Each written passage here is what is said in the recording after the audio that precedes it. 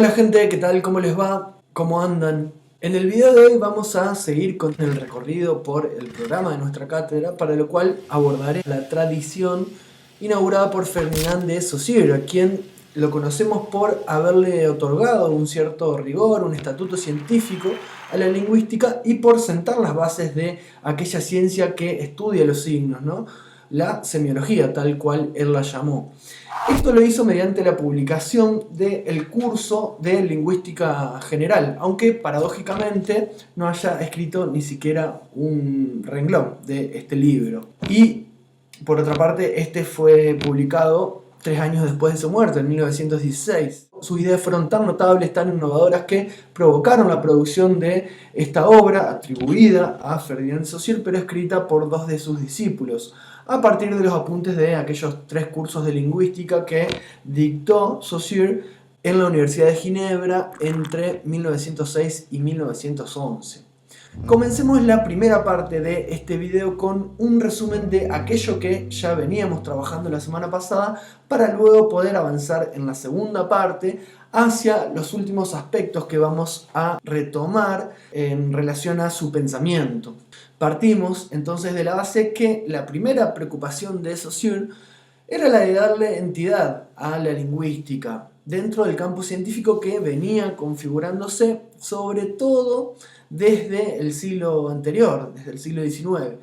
Si bien desde hacía tiempo ya venían desarrollándose algunos estudios vinculados al lenguaje, tales como la gramática, la filología y la filología comparativa también, para Saussure dichas investigaciones aún se encontraban en un estadio precientífico. Partiendo de la premisa de que, a diferencia de otras áreas del conocimiento, en este caso es el punto de vista el que crea el objeto, será a través de el tercer capítulo de la introducción del libro, en donde Saussure encuentra específicamente en la lengua la uniformidad y la homogeneidad que estaba buscando, ¿no?, para determinar el objeto de estudio de la lingüística, ya que contrariamente el lenguaje, entendido como la sumatoria de la lengua más el habla, se caracteriza por ser multiforme y heterogéneo, debido a que intervienen diferentes dominios en su ámbito, tales como el físico, fisiológico y el psicológico, y por ello es imposible enfocarse en el lenguaje desde una sola mirada científica, y se vuelve necesaria la ayuda de otras ciencias auxiliares. Desde este punto de vista, entonces, es la lengua que se inscribe dentro del dominio de lo psíquico la que posibilita un principio de clasificación y es una totalidad en sí misma. Es interesante ver cómo en su argumentación Saussure encuentra el lugar de la lengua dentro del circuito del habla, específicamente en el segundo momento psíquico de ese esquema, en el acto pasivo que una persona realiza luego de escuchar una palabra, es decir, en la asociación psíquica entre la imagen acústica, que es el recuerdo del sonido, y un sentido determinado. Es allí donde aparece lo social dentro de este circuito, ya que la lengua es una institución social justamente que los individuos registramos pasivamente, y a partir de dicho registro es que podemos realizar esta asociación, que consiste en una suerte de promedio colectivo dentro de los hablantes de una misma lengua, por el cual reproducimos los mismos signos unidos a los mismos conceptos. De esta manera se comienza a distinguir claramente la primera gran oposición del curso, la primera gran oposición conceptual, y es la que caracteriza el autor entre lengua y habla. Ambos son componentes del lenguaje dentro del dualismo conceptual que marca, ¿no?, su obra. Y en ese aspecto la lengua va a ser la parte social del lenguaje, ¿no?, la parte social y exterior al individuo. Es un sistema convencional que asocia un conjunto de ideas con un conjunto de sonidos o expresiones. Funciona como una especie de código porque es un conjunto de convenciones necesarias para poder comunicarnos, que es compartido en ese sentido por toda la comunidad. Por ello, la lengua en su totalidad como sistema no existe más que en la masa social. Contrariamente, el habla es siempre individual, es la ejecución del lenguaje realizada por los sujetos mediante un acto de inteligencia y voluntad.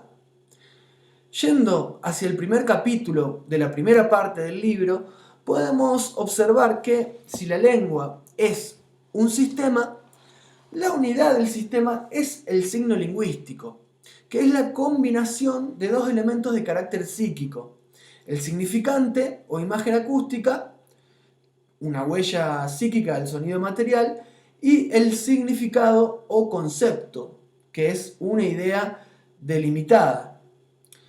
Saussure no considera que el significante represente al significado como si este último fuera algo previo, fuera algo anterior, sino que ambos se constituyen recíprocamente, son interdependientes. Son las dos caras de una misma moneda o las dos caras de una hoja de papel, por referirme a una de las metáforas que el propio autor utiliza. El signo es entonces la combinación misma de ambos elementos. Y así podemos observar que esta definición es profundizada a partir de la caracterización de los principios del signo: arbitrariedad y carácter lineal del significante. El primero de ellos postula que no hay razón de ningún tipo en la vinculación entre significado y significante. No hay un principio lógico o natural que determine esa relación entre ambos, sino que su unión es propia de los caprichos de la colectividad. Lo arbitrario se presenta entonces como contrario a lo motivado, a lo que tiene una razón de ser. Porque en la unión entre ambos elementos del signo, la única causa es la convención social, es el hábito colectivo. Cualquier conjunto de sonidos podría asociarse a cualquier idea determinada. Esta es la razón por la cual, ni más ni menos, existen en el mundo alrededor de 7000 lenguas. Siendo este uno de los principios generales del signo, Saussure se anticipa a posibles críticas planteando dos objeciones que se le podrían hacer, observando dos situaciones en donde aparece una cierta motivación en la unión entre ambos elementos del signo, pero que nunca es absoluta esa motivación, por lo cual esto no contradice, dice Saussure, al principio general de la arbitrariedad, sino que esa motivación es relativa.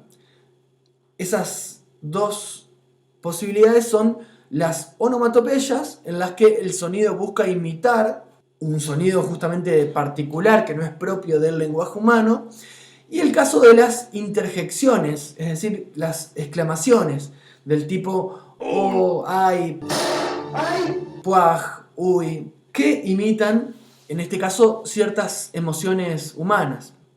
Pero ni las onomatopeyas ni las exclamaciones de este tipo contradicen el principio de arbitrariedad, ya que en las diferentes lenguas se utilizan diferentes sonidos, aunque esa cierta motivación relativa sea la misma. En relación a las interjecciones en español que poníamos de ejemplo, las equivalentes en inglés serían wow, ouch, yeah y oops. Pablo Leona, a su vez, al comentar la teoría de este lingüista suizo, menciona el caso de signos en los que hay una cierta motivación semántica o gramatical. Pueden ver en el texto los ejemplos al respecto de lo que serían las palabras compuestas como metegol y 19 para el primer caso y frutería e inexplicablemente para el segundo caso. En fin, nada de esto contradice el principio de arbitrariedad, ya que si bien encontramos en estos signos una cierta motivación en la unión entre significado y significante, esta no deja de ser relativa, ya que los signos relacionados de los cuales estas palabras derivan, meter, gol, 10, 9 y fruta, para el caso de los ejemplos mencionados, no dejan de ser enteramente arbitrarios. En cuanto al segundo principio, Saussure refiere a la división en unidades mínimas del significante, del signo lingüístico, para dar cuenta de su linealidad. Estas unidades mínimas, llamadas fonemas, que podemos apreciarlas en cada uno de los sonidos que se utilizan en una lengua, al interior del signo tienen un orden y una orientación necesarios para que sean entendibles. Además, para proferir una palabra necesitamos utilizar una fracción de tiempo o de espacio en el caso de la escritura. Y en esa fracción de tiempo o de espacio, cada una de esas unidades mínimas del signo lingüístico, los fonemas, se van encadenando entre sí. Esas unidades se disponen entonces linealmente, representan una extensión. Y así vamos llegando hacia el último tema que vamos a encarar en este repaso, la mutabilidad e inmutabilidad del signo, para luego poder continuar en la segunda parte del video comentando la propuesta de escisión que plantea Saussure al interior de la lingüística en base a las dimensiones de análisis sincrónica y diacrónica. También comentaremos en la segunda parte la concepción del valor del signo en Saussure y la distinción entre relaciones sintagmáticas y relaciones asociativas o paradigmáticas. Entonces, como para ir cerrando esta parte, vamos avanzando en torno al capítulo 2 de la primera parte del curso, en donde llega el momento de referirnos a estas dos características paradójicamente contrapuestas, pero complementarias entre sí, en el caso del signo. Es decir, la mutabilidad y la inmutabilidad. En torno a la inmutabilidad, Saussure plantea la imposibilidad de que el sujeto pueda cambiar intencionalmente el signo, ya que la lengua, como tal, es una herencia social.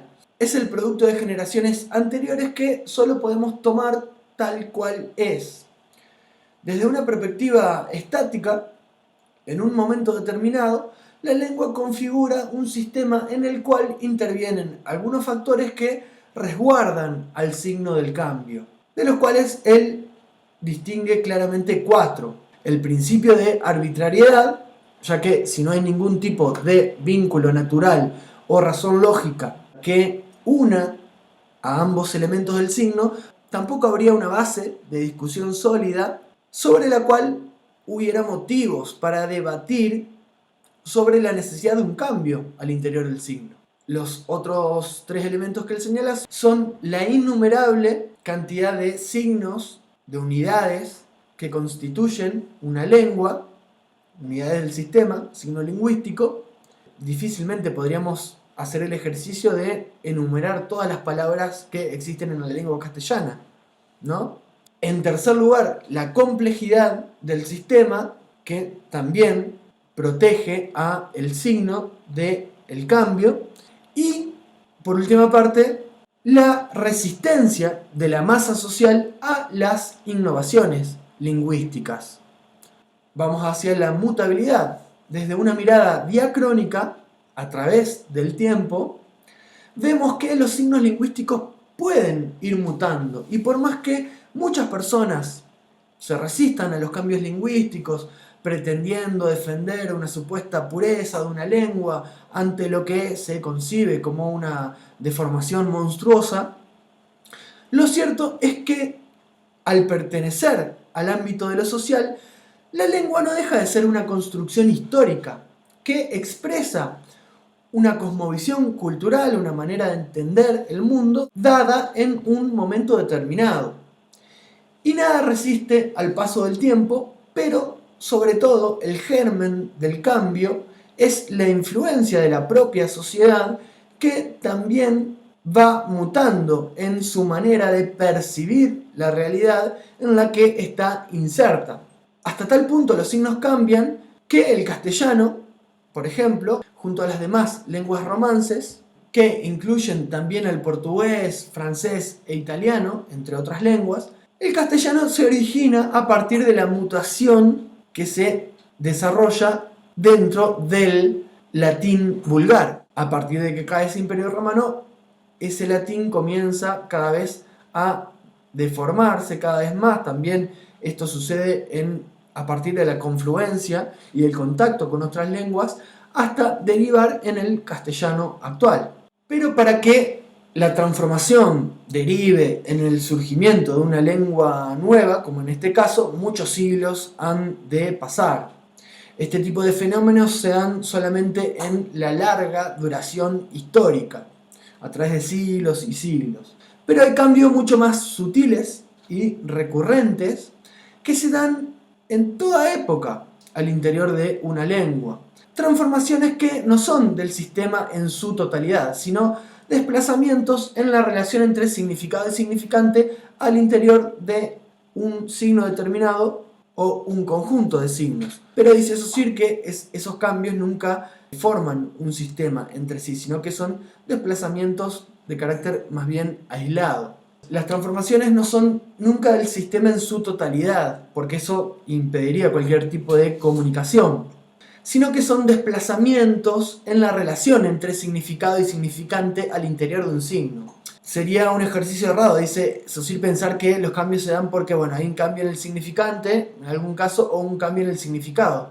Porque como ambos elementos son constituyentes del signo, el signo no existe, sino es a partir de su unión, en realidad el cambio siempre va a implicar un desplazamiento en toda esa relación. He aquí entonces la explicación de esta ambivalencia del signo, la continuidad del signo en el tiempo, la no mutación, pero también la alteración del signo en el tiempo, la mutación. Ambas son para Saussure un principio de la semiología general, inclusive, que podría ser aplicable a los demás sistemas de signos, no solamente a la lengua. La continuidad del signo permite la comunicación, la existencia de un código común más o menos compartido por todos los hablantes de una lengua, pero al mismo tiempo en la utilización de la lengua, en el habla y sobre todo en la influencia de la sociedad que se ejerce a través del paso del tiempo, allí está el germen de todo cambio. Y así terminamos con esta primera parte del video para poder seguir a partir de este ejercicio de recuperación de algunas cuestiones que ya veníamos trabajando, podamos continuar en el próximo video propiamente con los temas pendientes. Les invito a que puedan avanzar en sus lecturas, reflexionar a partir de estos elementos teóricos y comentar, ya sea a través del foro de consultas de Moodle o los mismos comentarios de este video, comentar cualquier tipo de duda, inquietud que tengan, o si quieren compartir algunos ejemplos que puedan pensar para poner, digamos, en lo concreto algunos de estos, hacer el ejercicio de pensar todo esto que fuimos charlando, más vinculado al ámbito de la teoría propuesta por el autor, en ejemplos concretos que ustedes puedan llegar a pensar, inclusive. Bueno, la invitación entonces está hecha a que puedan seguir interactuando a través de estos mecanismos. La semana que viene, si bien no hay clases porque hay mesas de examen, estaré compartiéndoles en algún día del transcurso de la semana la segunda parte de este video para que podamos aprovechar para seguir avanzando y cerrando con esta primera parte de la unidad número 1. Así que bueno, estamos en contacto, nos estaremos viendo y continuamos en el próximo video. Saludos, que anden muy bien.